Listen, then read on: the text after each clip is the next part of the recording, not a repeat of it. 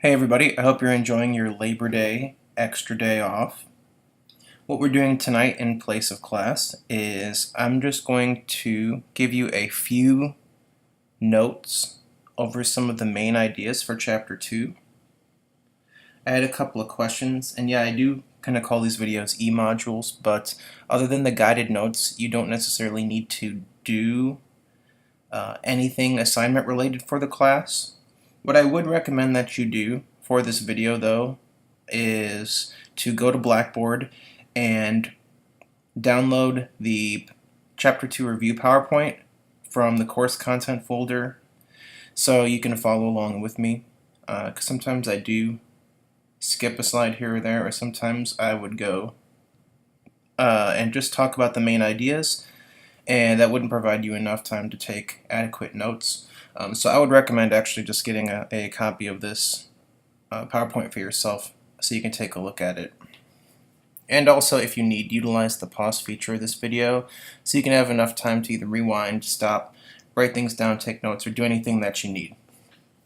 So remember, for next week, all we're going to need to do is the guided notes for Chapter 3, which are posted in Blackboard right now. So anyways, let's begin.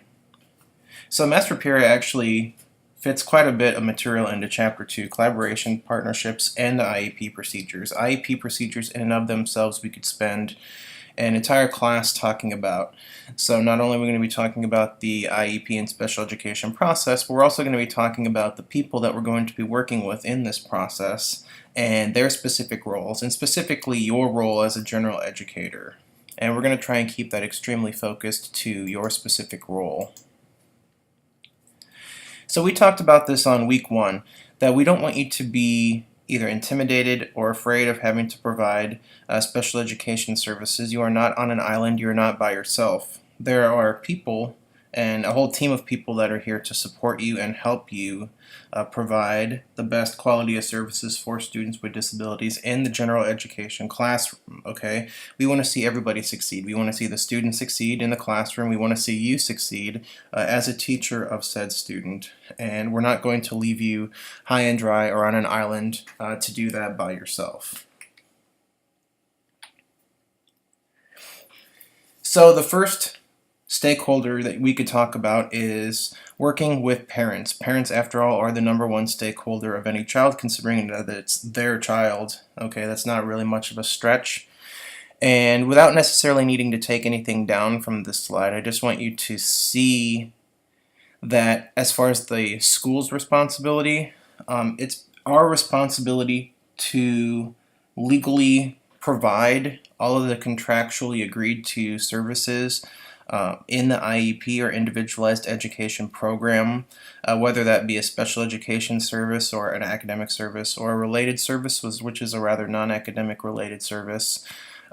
Any sort of accommodations or modifications to the classroom, extended time, extra access to resources and technology, and all that good stuff, and making sure that we're following the proper timelines, which is not necessarily something that you as the gen ed teacher would have to do. That'd be something that the special ed coordinator would be following up on, and if they needed you to do something in some sort of manner, they would let you know. Like I said, we're not going to, this isn't a gotcha game, we're here to help each other. Whereas parents' responsibilities are more tailored to helping to provide information to make sure that those programs carry over to the home environment, especially when we're trying to work on specific skills that they could get a lot of benefit out of from working at home. So as far as effective communication with parents, that's probably one of the #1 things that I do as a special educator, and probably one of the #1 things that you will do as a general educator. So just really quickly, I know that you talk about this in some of your other classes. What Master Pierre has developed is this 6-step model, whereas active listening, depersonalizing situations, finding common goals, brainstorming possible solutions, summarizing the goals, and then following up and monitoring progress. Okay, sometimes this is also called the rerun method of mediation or conflict resolution. Just really quickly, just to go through them. Active listening: listen first, speak second. Okay, no, even if a parent has no formal education, they still have the most anecdotal and observational information about their child, because they're with them the most out of anybody. Okay, so we need to listen to them. And another thing that we can do to increase our active listening is to ask effective questions, to learn a little bit about the parent and to see, okay, what do they know, what don't they know. And even, like I said, even a parent without any formal education base or may not understand technical educational terms, they still see their child interact, behave, perform developmental tasks. Okay, everything that children do, the parents really see it before the kid ever steps foot in a school. So if we come to the understanding that a parent cannot articulate in our education speak, if we can ask them effective questions, we can get that same level of information out of them, but just by taking the extra step of asking them the proper leading questions into that. Depersonalizing situations, that goes along with positivity. Okay, what we want to do is, especially with problem areas, we don't want to say, okay, Timmy was bad or Sarah was bad, okay, because you're putting Sarah and bad together, and that's really the only two words that a parent's going to hear, and they're going to tune out after that, okay, because it's not something they want to hear. What you want to talk about is the specific situation, okay, whether it's a behavioral one, an academic one, or otherwise, to say that. Also, with positivity, you can do two things to frame it. You frame it with positive verbiage rather than negative verbiage, and you depersonalize the situation. So let's say if we have a student with autism that has aggressive tendencies towards others, okay, in personal space and stuff like that. Instead of saying, Timmy was bad in class today, he attacked his classmates X amount of times. That may be an accurate observation, okay, but that's not how we want to portray that to the parent. What we want to say is, I'm concerned with a specific behavior that Timmy was exhibiting today in class.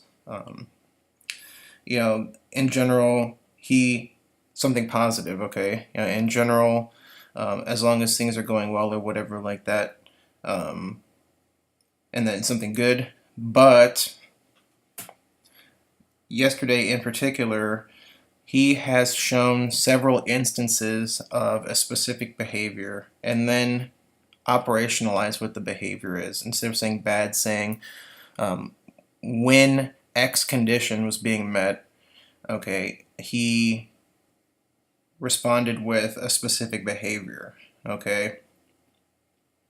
So I noticed that when the children were lining up to go to recess, Timmy would become uncomfortable and push anyone that came too close to him. Okay, that's a big difference than Timmy was bad, he attacked his classmates. And it's more proper and specific information.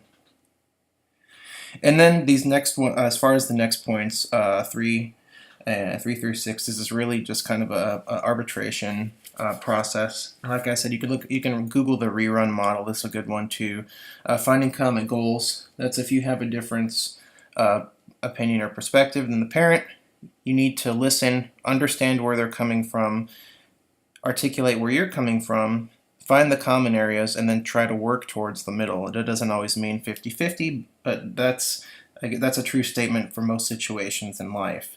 Okay, and then going forward, brainstorming the possible solutions, and then actually coming through and developing operational goals and solutions, and then seeing how they work as we implement them.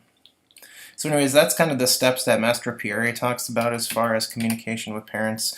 Like I said, I'll skip through these because we talked about them. If you want to go back, you can go to the PowerPoint itself. So as far as the special education process in American schools, the first step is we identify a problem, and that's where you come in, the general educator. Okay, you give the daily homework, quizzes, you ask questions, formative assessments in class. You're going to be one of the first persons to be able to identify a problem, okay? So then at that case, what we do is, at that point, you could try communicating with the parents initially and saying, hey, I've noticed this problem. When we do the standardized universal testing for the school, he scores in this risk percentage. When we talk about RTI later, that'll make a little bit more sense. And so you could either talk to the parents and say, I would be interested in pursuing a special education referral just to see, and just to have a psychologist take a look and see if there's anything that we could do to help. Or you could potentially bypass the parents in that step and just refer for special ed right away. Now, the caveat with that is the parents have to approve, okay, and they have to sign a consent form to be evaluated for special ed. If they don't, then the schools don't really have any rights to make educational decisions about children without the parents' consent like that. So that's why I would just recommend talking to the parents first and being upfront with it, and rather than trying to do an end around them, because sometimes that can get a little bit hairy, especially if the parents feel as though you weren't being upfront with them in the first place and trying to do things behind their back about their child. That's no way to make friends.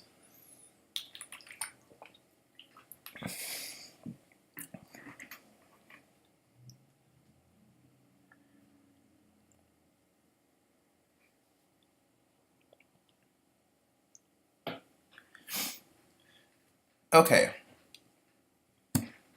so after we go through the pre-referral process, or the RTI process, or response to intervention process, and we have enough data, and we go through and we ask for the consent of the parent, and the parent says, okay, that's fine.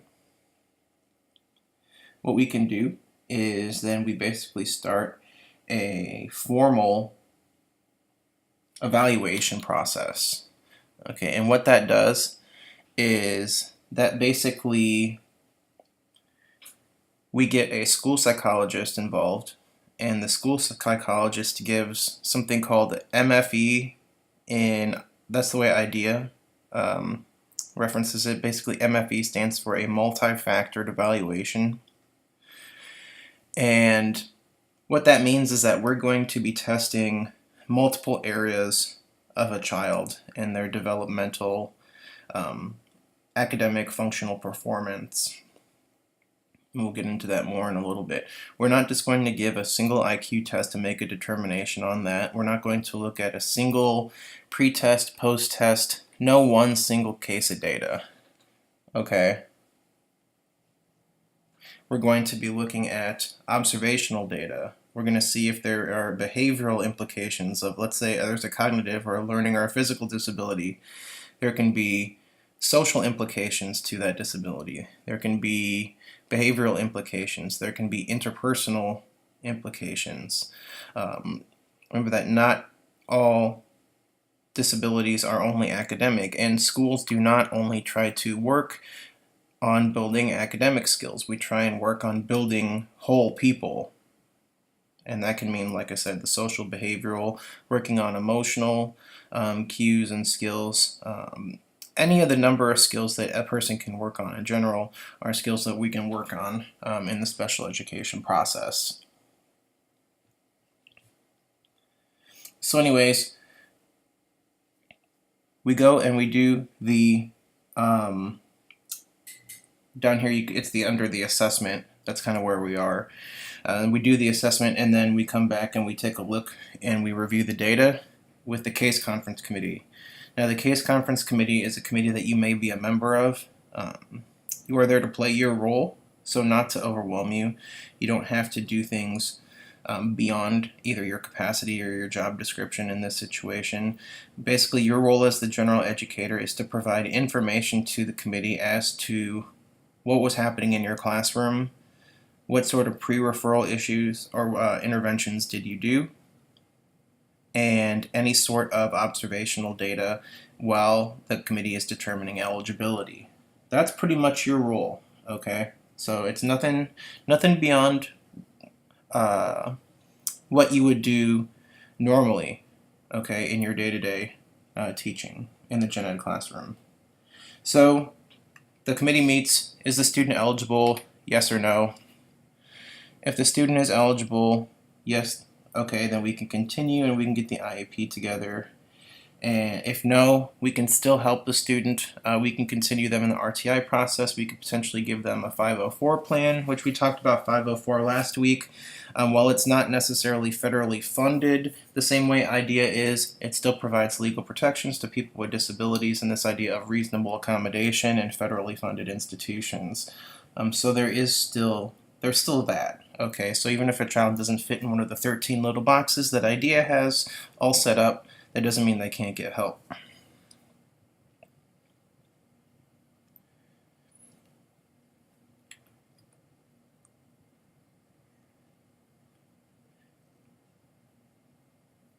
So like we said before, just going to go really quickly, when we're creating intervention plans or individualized education programs, IEPs, we're not just trying to focus on one specific skill or area, we're trying to focus on a whole child. That's why we do a multi-factored evaluation, or MFE, during the evaluation process. And that's what's going to help us build the most robust IEP possible. And remember, that could be potential changes to academic curriculum, that could be changes to adaptive or physical environments, okay? It could be modified materials or more accessible types of materials. It could be behavioral strategies, interpersonal relationship building strategies, emotional cueing and coping mechanisms. It could be all of those things that we're trying to implement. And you can look at this list we have on the PowerPoint if you want to look more into that. Now, we already said RTI a couple times. I'll give you the 2-cent tour of RTI. Basically, this is the idea of universal screening. You probably have heard this term, maybe for eye test or for hearing test at your school. So the purpose of RTI was kids fell through the cracks, okay? For some students who were just never referred for special education, or they just kind of slipped by. There could have been apathy from previous teachers. There's a bunch of different reasons that we don't need to get into for the most part. But understand that children were falling through the cracks, and children that needed help weren't getting help, and that's bad. So what we did to try and counteract that is we come up with an early intervention system called RTI. Okay, and RTI is basically a pyramid setup, whereas Tier 1 is the big pyramid, is the big base of the pyramid on the bottom. Tier 2 is kind of a middle block, and then Tier 3 is the capstone. And the idea of this is to consider everyone as potentially being at risk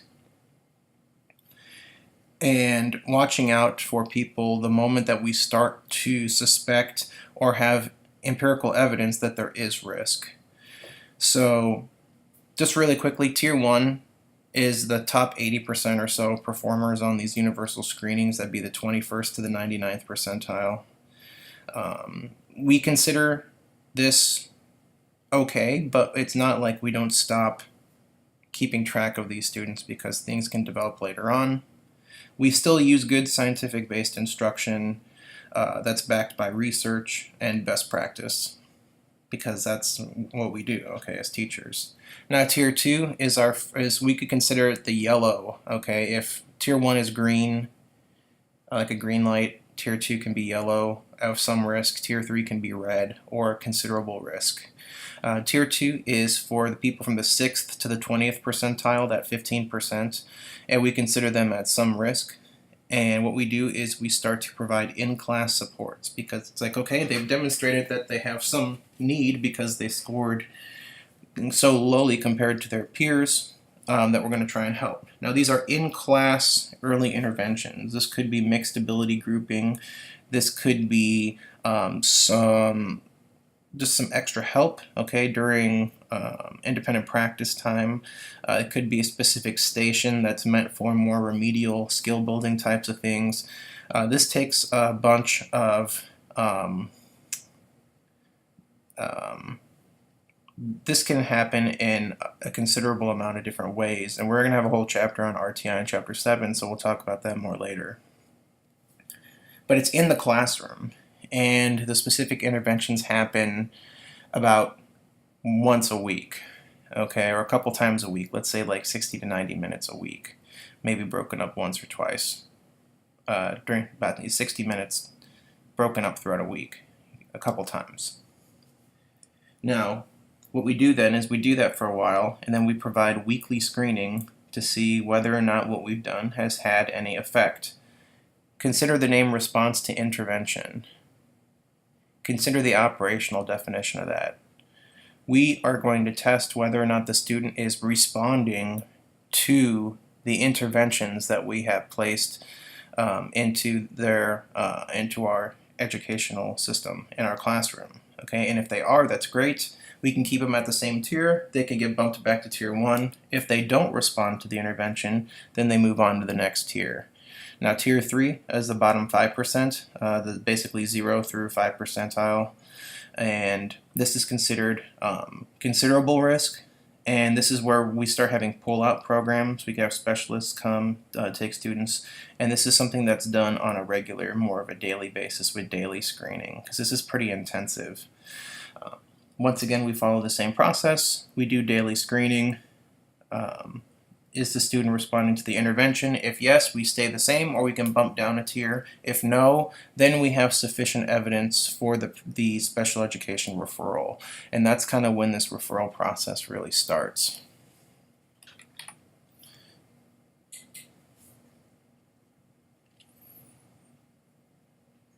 Just some quick information. Understand that even though we may be one of the larger groups of people that refer for special ed, considering that the general ed is where a lot of students start, we're not the only people that can refer for special ed. Administrators, especially parents. Parents is probably the number 2, if not number 1, 1A and 1B with gen ed teachers that do referrals, but also administrators, other school officials.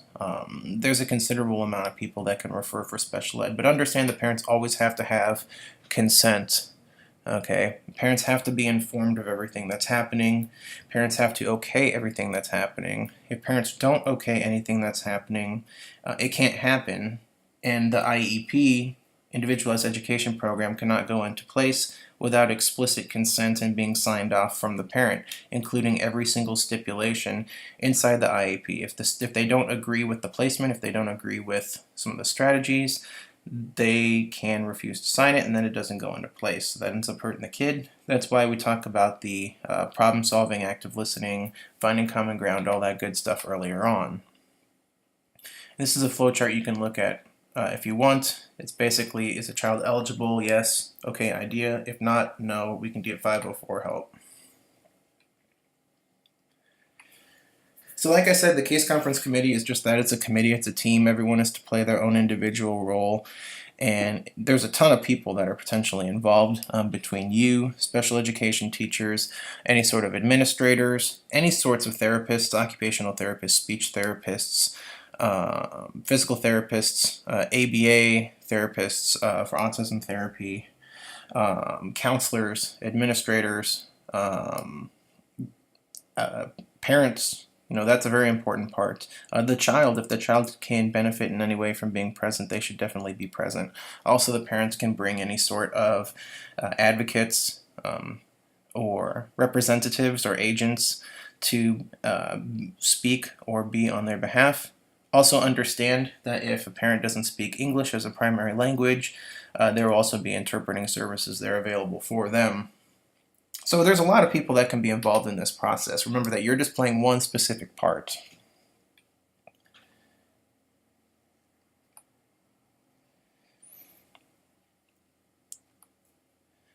Okay, so what I'm going to do is I'm actually going to skip forward a couple slides and we'll come back to that chart on related services. So we've determined eligibility. Eligibility determined. We're going to move forward with the IEP, the Individualized Education Program. So the case conference committee meets and we develop this document that's very long, and we'll look at it in depth, called the IEP, Individualized Education Program. Just some basics on the IEP. No IEP, no two IEPs are the same. Each one is different. Each one is written for each individual child, and not just for a child's specific educational needs, but also for any of the other multi-factored evaluation areas that we could potentially need. It could be behavioral, emotional, interpersonal, or social.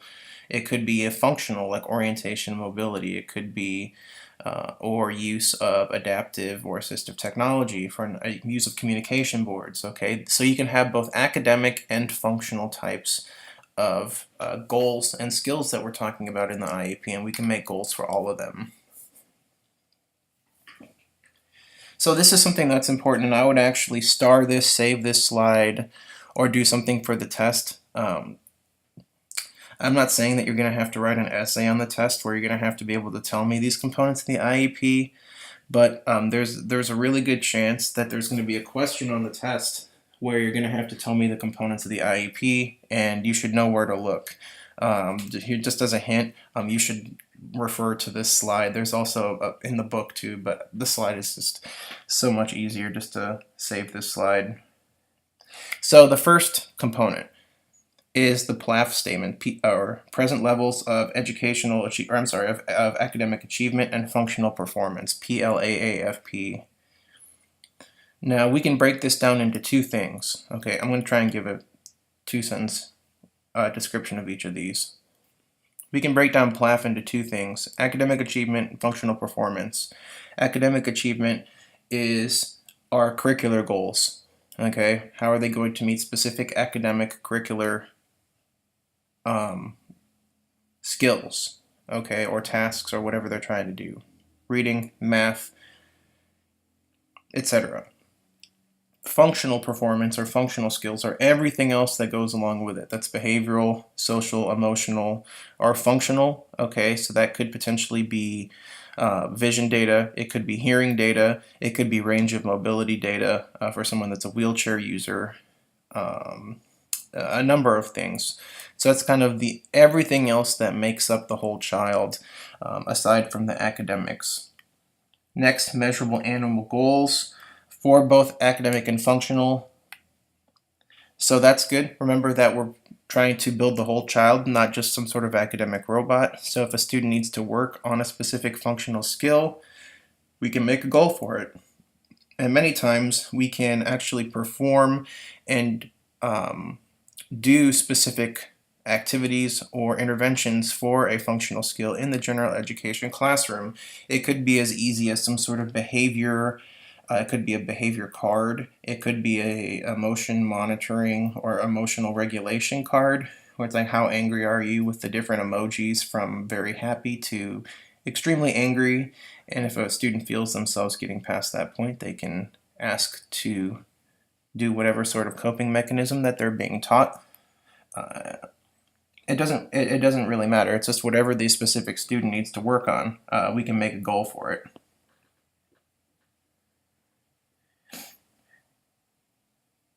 And okay, so short-term goals for alternate assessments. This really goes more with the functional goals. If we're trying to work on a big skill, we can break that down into several little skills, and we can monitor progress for that. Now, next statement is special education related services. So what are we going to basically do and give the child? That's really what that is, okay? What are we going to do for the child? What are we going to give to the child? What sort of special resources are we making available? Next, any sort of modifications to the standardized testing with the change of No Child and Every Child Succeeds Act. We've an idea also. There's been more consideration for alternate assessments. Indiana, we have iStar versus iLearn, which can basically test a little bit more functional types of skills. And it also for do we need it in a different print format? Do we need extended time? Do we need a specific kind of testing location? What's the deal with that? We just need to make sure that all that's in the IEP and written down. Next, statement of why a child cannot participate in state or district-wide assessment programs. So we basically have to justify that, so we're not putting kids into these assessment programs that don't necessarily belong there to try and cook our books, as far as to misrepresent our testing numbers for our school, because that's illegal. Can't do that. Initiation date of start and the duration of services. So basically, since the IEP is a contract, we need to know when it starts and how long it's good for. And that's not something that you need to worry about in gen ed. That's something that the special ed administrator will worry about. But being a legal contract, there has to always be one in effect. Next, a statement of transition services. Now, nationally, this starts at age 16, and we already have learned that through IDEA we can get help through age 22, or the 22nd birthday, age 21, 21 years, 364 days. So that's 6 years to help develop these transition skills from high school to whatever's coming after high school. That can be either independent living, vocation, or employment types of skills, and what we can do to help support all of those. And then lastly, this should have been further up, how our annual goals for either academic or functional performance are going to be measured. Because we have to determine after the year, when the IEP is about to come to an end for that year, we have to determine whether or not our goals were good and whether or not our goals were successful or not. And if they weren't, we need to know why. And if they were, then we may need to alter or change what the goals are for next year. So that's kind of why we need to do that. Okay, other IEP requirements. We also need to understand why and where we're going to place a student, and it could be anywhere from the general education classroom with no supports to a completely one-on-one homebound or hospital setting, and there's quite a few settings in between, and we'll talk about those in a little bit. And we have to rationalize that, and according to the mandates of IDEA, we need to put a student in the least restrictive environment. The least restrictive environment meaning the environment that on one end of the coin is integrated with non-disabled peers to the maximum extent appropriate, but on the other side of the coin, a placement whereas the student's disability will have the least restriction on their ability to learn and be successful on their goals and what it is they're trying to do. So is there a perfect placement for every child? Yes, on an individual basis, most likely, but there is no one specific placement that is the golden standard for students with disabilities. If I had to answer that, I'd say the golden standard is the general education classroom, and you have to basically prove as to why the student cannot be successful in there, even with some supports.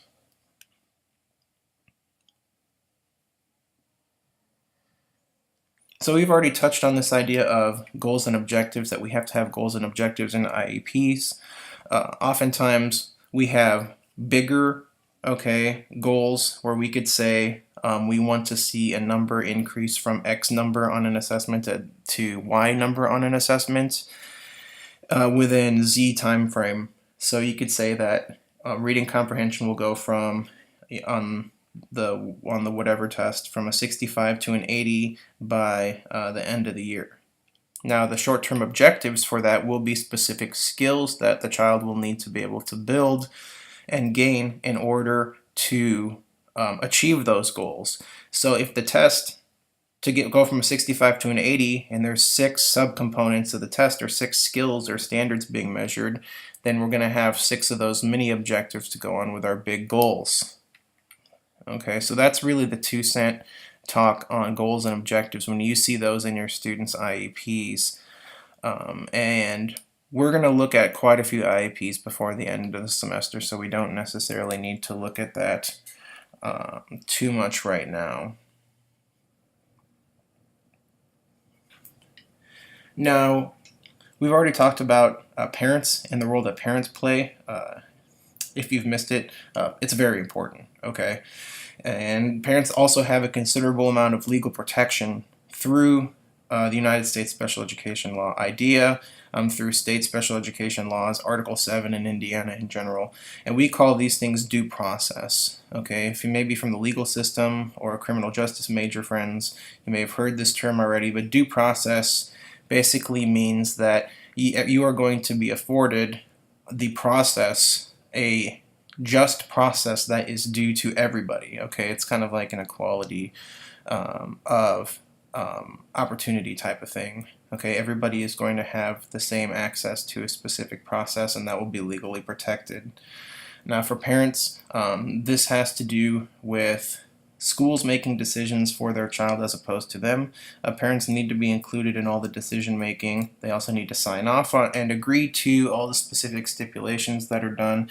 If they don't, or if, let's say, the school doesn't provide the services that they were supposed to provide, if the school doesn't start the process on time, if they wait too long, if they're not getting the technology they promised, if the school's not holding up their end of the contract, basically the parents can come back and have this due process or a due process hearing to protect their rights.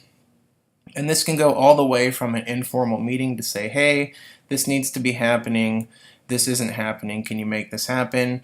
And if the school decides to be grossly negligent, this could potentially go all the way up to court or civil rights commission types of hearings, and those are not, okay, especially the Civil Rights Commission, those are not people that you want to get involved with. Not that I have a feeling towards that organization one way or the other, but I have heard of other organizations having to deal with them and to say that they are bulldogged in their aggressiveness towards those by which claims are brought against them has been an understatement in the anecdotal things that I've heard from people who have dealt with them. So you don't want to mess with these people. So it's just best to do, it's best to provide what the student needs to be successful. Okay, we don't even need to get into the whole we need to do it because we legally have to. No, we do it because it's morally the right thing to do to give kids what they need. But there's also this legal protection there if need be in a worst case scenario. So kind of at the end, Master Perry kind of, I guess you could say, kind of just fits in a little bit on collaboration with some other professionals because, once again, special ed is a team game. Now, you've already learned a lot about this in your LED method, so I'm going to go very, very quickly through this and through the end of the presentation. So co-teaching, as you're all pretty much well aware of, is the idea where you have multiple professionals in a room. There are more special educators coming into gen ed classrooms because it's been proven to be a pretty efficient model, and often many times special educators can also assist students who may not have disabilities but may just need a little bit extra help from time to time or may have a specific subject that they're not that great at. And it's also normalizing the special education process and having more special education professionals and ergo students or in the general education environment. And that's for all the inclusion.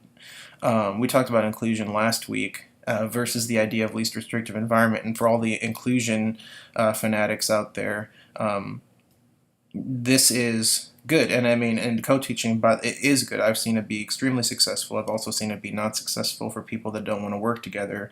But I guess on a personal level, I think that getting more special educators into the general ed classroom not only helps the disabled students with disabilities in that classroom, but it also helps a considerable amount of the non-disabled students in that class, and it helps the general ed teacher that's providing direct instruction because more hands. I've never heard a teacher turn down an extra set of hands in a room of 30 kids. So that's it's good for many reasons. Okay, for people that don't like working together, it could be bad, but that's a minority. So anyways, any model where you have two teachers working together, it could be anything from one teaching, one helping, to alternate or team teaching, where both teachers take turns on specific components, or both teachers together. There's station teaching, where you could have stations of independent activities, and then each teacher could be at a specific station. You could have parallel teaching, where you could have two teachers teaching two different groups at the same time. You could have one teacher teaching a main group with another teacher teaching a smaller group that needs more one-on-one help. These things are a dime a dozen. Okay, there's a ton of models, but just understand that any sort of relationship between two teachers. Okay. Now, just a couple of dispositional characteristics of co-teaching. Like I said, I've seen this go well, I've seen it go bad. I know that teachers are very possessive over their classroom, and that's okay, that's great, because it's kind of your little part of the world or whatever. To be successful in co-teaching, we have to have an open mind, to be willing to work with another professional that may have differing opinions, that may consider different approaches to be more or less effective for specific reasons, that may have specific teaching styles. They teach to specific learning styles better than others, or they're at a specific pace, cadence. They enjoy specific, or they lean on specific activities that they like maybe more than you do. They have different opinions on what kinds of stations, how grouping, how that should work in general. So collaborating, working through, and not necessarily conflict in a bad way, conflict in a neutral way, where we could have a difference of opinion, where each can articulate their own, and then we meet in the middle. And just in general, being able to have an open mind, working together, and willing to be able to expand, I guess, what we would consider our comfort zone of teaching a little bit. Now, the last couple things, working with paraprofessionals. Having a para in your room is great. Like I said, it's an extra set of hands. They can do a lot to help individual students that need help. They can even help groups of students that might need help. The one specific thing that you need to know is that paraprofessionals do not have teacher's licenses. As such, they are not certified by the state to plan or deliver direct instruction. Okay, that's the important thing to remember. That being said, you could potentially plan a sub-lesson that you could give to a para, which could then work with a couple of kids on the side. Okay, but the direct instruction would still be coming from a certified teacher through the vessel of their paraprofessional. So just understand how that kind of works in the power dynamic, that they're there to help you in any way possible, but they're not there to be a substitute teacher. They're not there to be a secondary teacher. They're there to assist your teaching and instructional ends. And then lastly, just to close out, okay, and just to recap everything we've talked about working with families, building those relationships are so important, and how we act towards parents goes a long way. Okay, we have to act, first of all, remain positive about sometimes very difficult situations, depersonalize any sorts of concerns, make sure that when we're communicating with parents that we have a good mix of both positive and negative. Sometimes this is called the compliment sandwich. You can look this up on Google, to put both positive and negative communications with parents. And this is important because if you only send them an email or call them when so-and-so is bad, they start to become trained to understand that the teacher's only going to communicate with me when my child's bad. And that's we want a parent to, I mean, they don't have to look forward to our email. Like, it's like, oh, I hope, it's like waiting for your boyfriend to call or something on the phone. Oh, when will they call? That's not what I mean. What I mean is when they see an email or a voicemail pop up from our number or from our email, we want them to see, I wonder what it is. It could be good. It might be not, it might be bad, but in general, they know that at any rate, it could be anything, okay? And we don't want them to get that initial negative reaction of, oh God, it's her again. What did happen this time, right? That's not good, because that's already, you can already tell that that's impacted the relationship and the trust that that parent has with you, because you only communicate with them on negative, on negative matters. So like I said, trust, relationship building, active listening, asking good questions, making sure to tell parents good things as well as bad things that happen, and also ask for input. Okay, the more that parents can feel involved, they can be involved to the maximum extent they want. If they don't, that's their decision, but we want to give them that opportunity, and that goes a long way for them to feel as though they're involved in the decision-making process of their child. So, that was a mouthful. I know. Chapter 2 was long, okay? It's probably one of the longest chapters in the book, and Master Peary really fit a lot of stuff into there. So I tried to condense this absolutely as much as possible for the amount of information that there is in there. Things to take away just really quick from this, okay? Especially for the test that's coming up in a few weeks. Understand our role as a school, okay, and what we need to provide. As far as the IEP process, also understand what the pre-referral process is. understand what RTI is, response to intervention, and understand the 3 tiers. Understand what happens if a student doesn't respond to the interventions, and the rest of the referral process from asking for an evaluation through the case conference committee through the implementation. Understand some of these specific rights that parents have. Once again, the right to consent, the right to be involved in situations. Understand the types of people that are going to be involved in the case conference and special education process. Definitely understand the parts of the IEP. I cannot stress this enough. This will definitely be asked on the test. Understand what goals and objectives are. And just kind of briefly understand some of these basic ideas and concepts we talked about collaborating with the paraprofessionals, parents, and with any co-teachers that we have. So I hope you really enjoyed your day off. And remember, for next week, do the Chapter 3 guided notes. They're posted on Blackboard right now. And we'll meet back up next Monday and we'll talk about Chapter 3, where we get into high incidence disabilities. So have a great week. I'll be around Discord or through email or anything if you guys need anything this week. So feel free to ask away, get the help you need. And if you're good other than that, have a good week, and I'll see you next Monday.